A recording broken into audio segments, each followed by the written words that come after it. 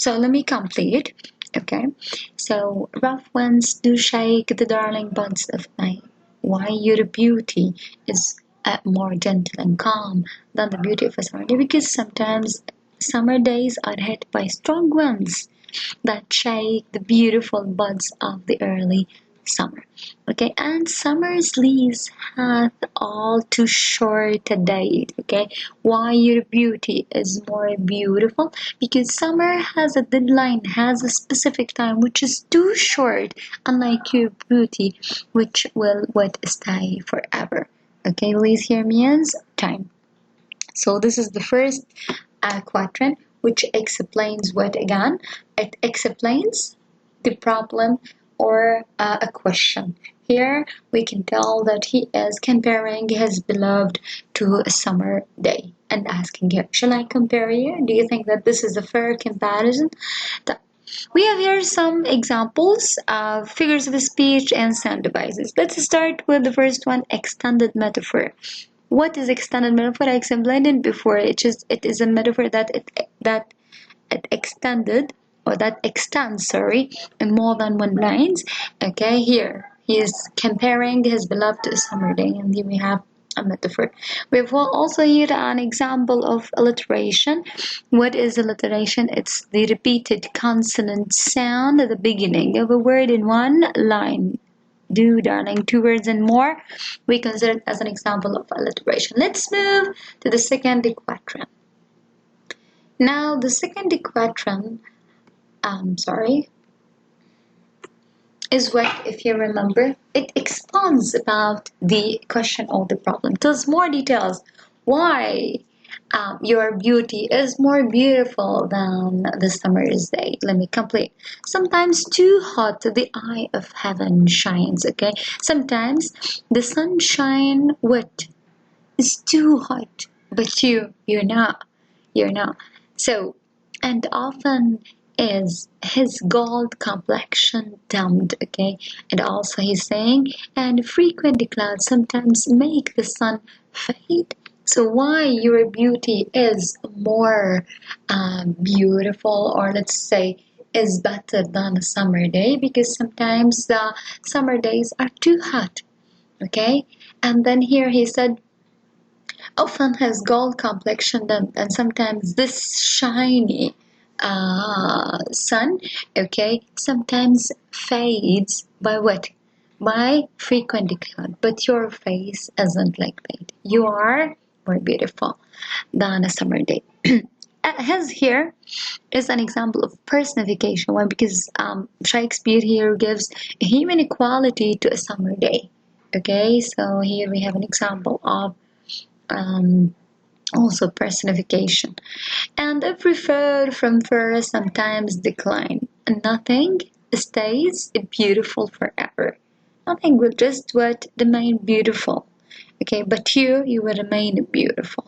Now he's saying here the summer day will not remain beautiful. It will decline. It will what disappear one day. Why? It might be by chance or nature's changing course untrimmed. He said, the summer day is not beautiful. Why? As much as you, because it's first of all very hot. Sometimes hit by frequent clouds or fade. It's the summer day by what? Frequent clouds, or maybe changes because of nature's course. Like sometimes if we have like any change in nature, it will what? Change or ruin a summer day, unlike your beauty that it will remain the same. This is so more details about the idea or the problem, the question that he has started. If he compares her to a summer day, why it's not fair comparison? Because 1, 2, 3, 4. Now the third quadrant, it's the resolution of what? Of our question or problem. By thy eternal, again this is an example of what? Old English. Eternal summer shall not fade. His beloved beauty will last. Now he's telling us why she's better than a summer day. It will be eternal, okay?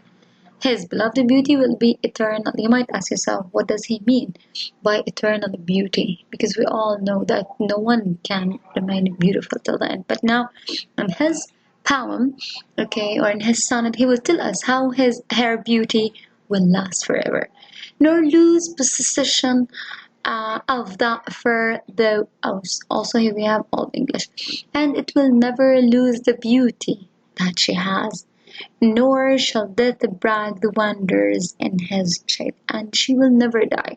So why she's better than a summer day? Because her beauty will last, because she will never lose her beauty, okay, and she will never die. How all these things will happen? Okay, it contradicts what we know about the reality. And now he's giving us the resolution. When in eternal lines to time thou growest, as long as there are people to read this poem, her beauty will remain forever. Okay, so this is how he makes her beauty, okay, remain forever. As much as people read this poem, her beauty will remain. And the last two lines, what do we call them? The couplets. It's the final commentary.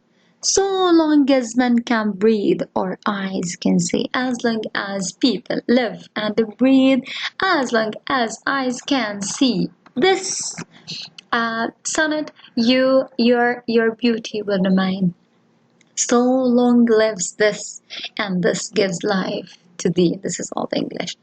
This is how long these verses will live, celebrating you and continually renewing your life. So simply, we can just finalize everything by saying that this sonnet is talking about great lover for the poet. Okay, he started by a question comparing his beloved to a summer day, and then he told us why it's not fair to compare her to a summer day, because summer day what might sometimes be hit by a strong wind, and summer's day is short. And then in the second quatrain he told us sometimes the summer day is too hot, and sometimes the sunshine dimmed or faded due to clouds. And she said like the beauty of summer day might change because of nature or by chance or by any reason. And then he told us that his beloved will remain beautiful till the end forever, and she will never lose her beauty, and she will never die as much as people will. So he eternalized his love to her and her beauty by writing this poem. And the final commentary on this sonnet, he said, as much as or as long as people are living or breathing, and as long as they see this sonnet and read it, her beauty will what remain forever, regardless the time and the place. I hope that you understood everything, and we finished.